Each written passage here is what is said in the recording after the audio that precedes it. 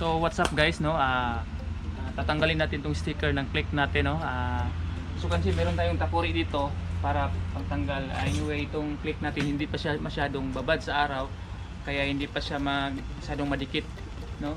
So try nating i-save yung sticker na to, so para magamit natin kung posible pa.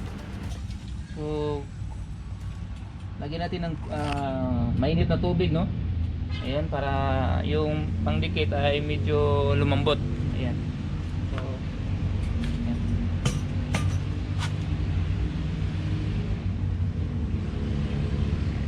Magsimula tayo sa pinaka-gilid talaga. Ayan. So, hindi ako sure kung masave pa natin itong sticker na to. Parang masisira ata eh. Parang hindi nga talaga masave.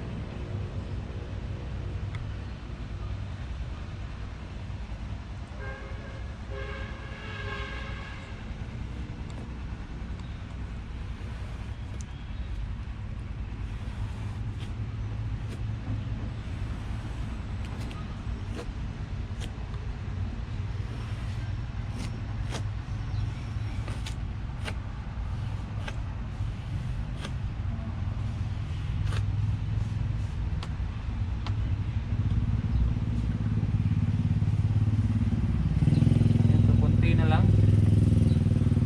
Okay.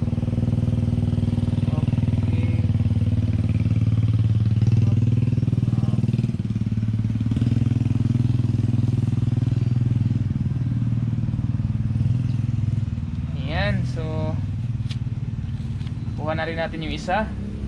So try natin i-save to kasi stuck kasi ito eh. Nanghinayang tayong itapo na lang. Okay, dyan ka muna. Sa kabila naman.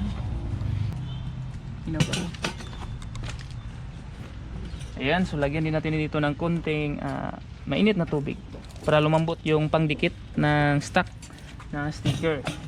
Ayan.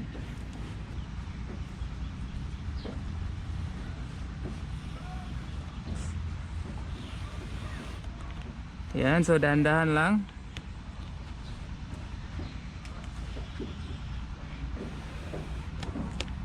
Para magamit pa natin to,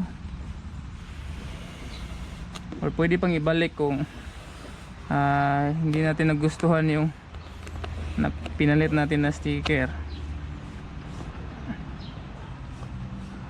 Ayan, so dandahan lang, no?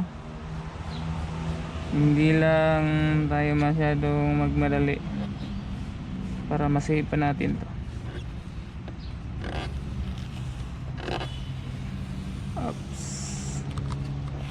Waduh. Woohoo!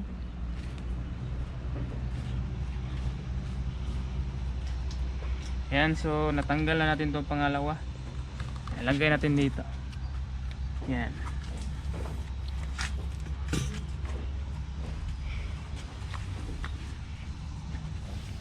Next naman dito, ang banda. Same procedure lang.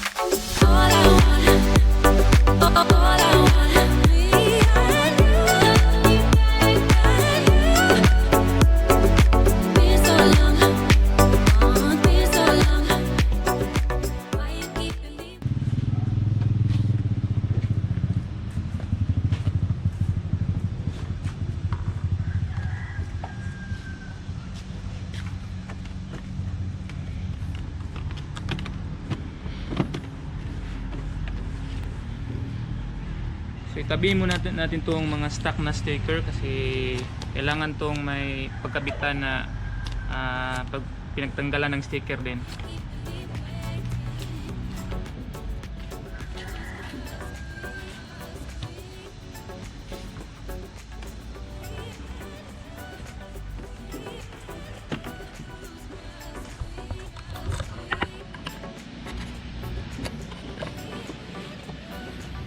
Ayan, medyo malinis na tingnan, no? So ito hindi na natin to tatanggalin. Hindi naman to ano. Okay lang siya na hindi tanggalin. Ayan, so sobrang linis na tingnan at napakakintab. Ayan.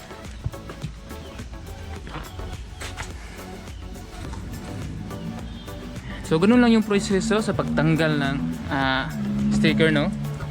Ayan.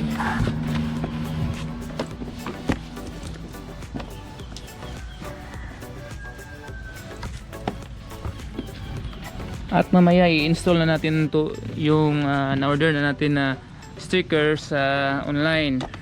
Ayan.